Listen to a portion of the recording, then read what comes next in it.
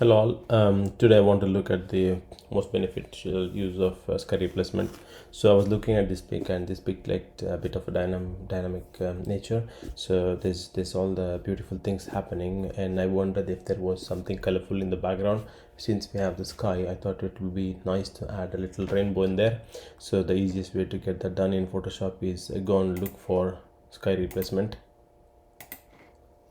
So you need to go to help and search, and then for sky replacement.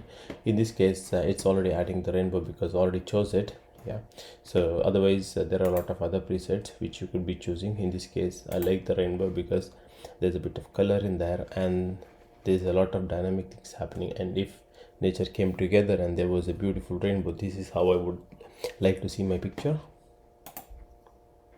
So as you can see, I've added a rainbow. So this is the before and this is the after. Thanks for watching this quick video.